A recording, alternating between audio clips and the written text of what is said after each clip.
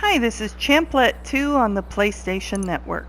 This video is going to review the purchase options for the Mobile Operations Center from the Gunrunning DLC. I'm in the Warstock website, and here you can choose from either the Phantom or the Hauler.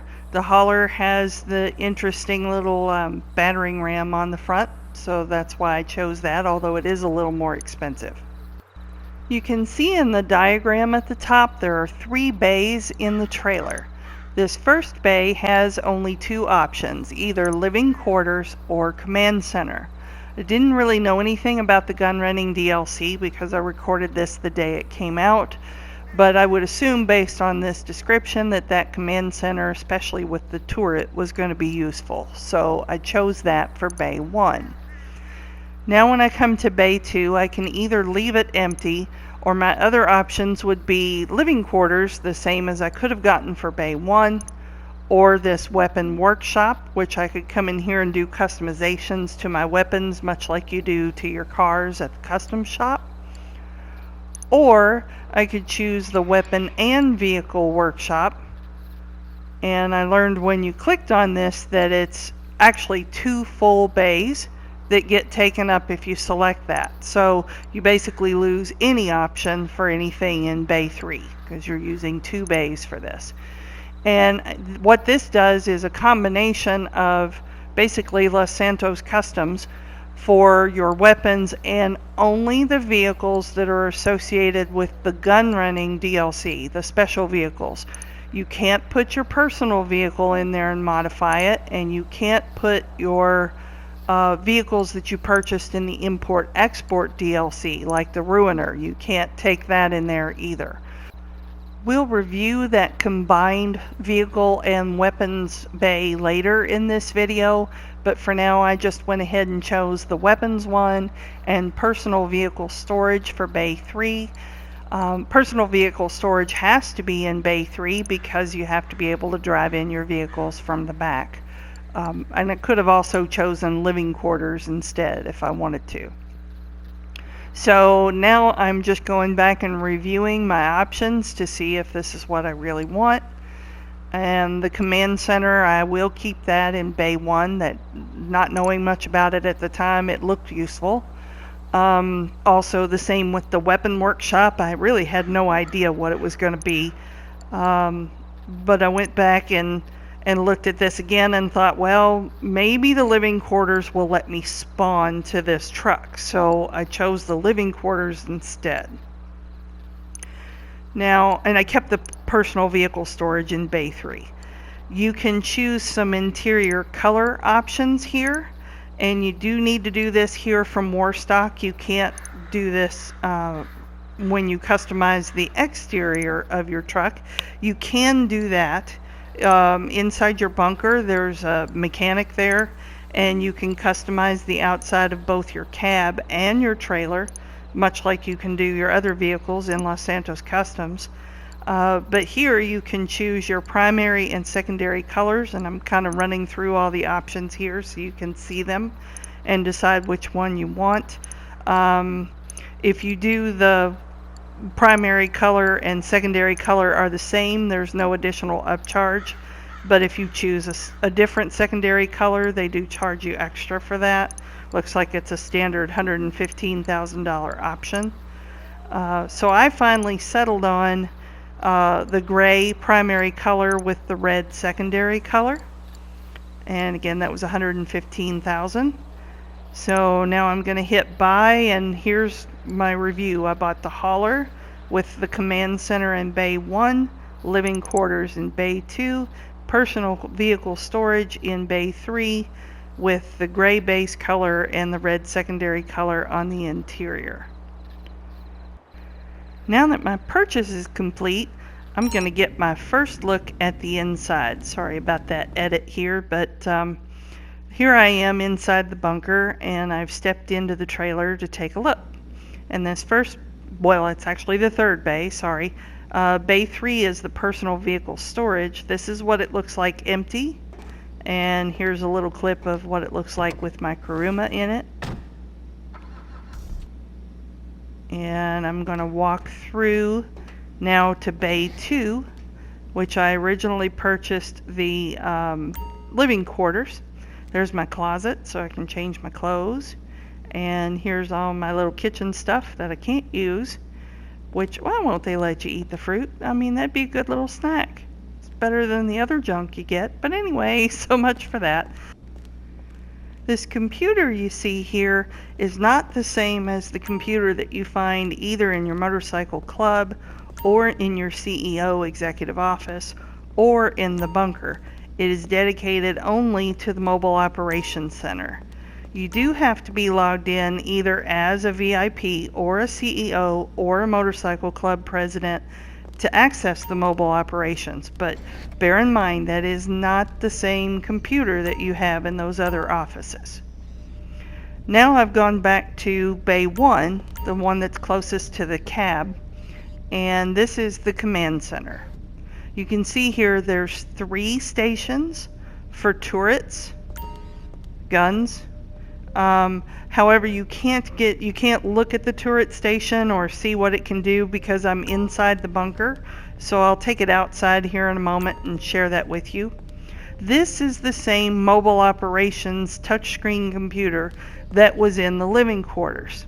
So the living quarters really has nothing to offer. You've got the closet in the command center, so you don't need it in the living quarters. And the same with the mobile operations computer. And here you can see I'm proving you can't spawn to the truck. So there is no value in having the living quarters. So I took it outside and I'm showing now what you can do with the turret station. That one comes for free when you purchase the command center bay. So I'm going to have a sit down here and show you what it can do just a little bit to give you an idea of what it's like. Now if you don't have a whole lot of friends that you can count on to play with you, maybe just one turret is fine. This one shoots out of the front of the trailer. It's located right at the top of the trailer on the very front, just above the cab, the truck. This is about as far as I can aim to the right here. And I'll turn around and go as far as I can to the left. This was the first time I'd tried it, so I really couldn't tell, how much distance do you get on this. I was trying to see here, can I shoot the little U-tool sign? I'm really not sure if it got that far. And that's about as far as you can go to the left. So with the default one, you can only shoot out of the front of the truck. And you have to do some research to earn the ability to buy the other 2 if you want them. So I'm going to get up from that turret, and when I walk over to these 2, it will remind me that I have to purchase them through the vehicle workshop inside the bunker. Again, you have to do research first to unlock that. You can't by default just go in there and buy it. So here's the little touchscreen computer.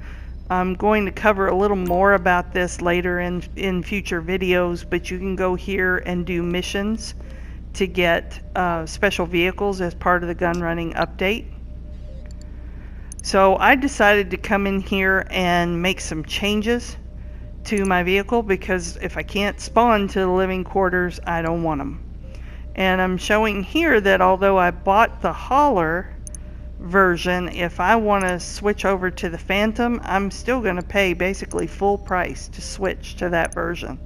So be sure which one you want before you buy the cab, because you're not going to get like a discount if you want to trade one for the other. So I'm going to keep Bay 1 with the command center, but I do not want these living quarters. They're kind of useless.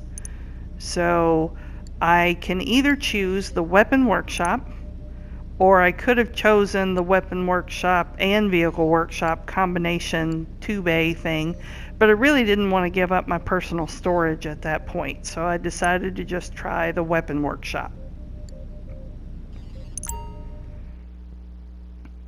And now that I've made this adjustment, I'll go back in and check it out and see what I got.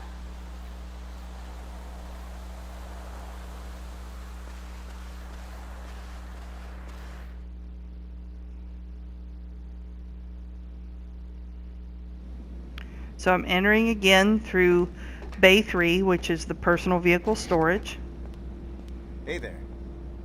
And here's the guy who mans the weapon workshop, and he's going to talk to me here. Well, welcome to the candy store. You don't look like someone who's going to be satisfied with something off the shelf. We got that in common. I hate shelves. Bad thing, shelves. Anyway, you want to cook up something a little special for these special times? I'm your man. Okay, so you can customize your weapons here. I'm not going to cover that in great detail here, but they definitely improve the damage and accuracy and fire rate dramatically. This is what my Combat MG looked like. You'll see later in the video a quick clip of what it looked like after I upgraded it.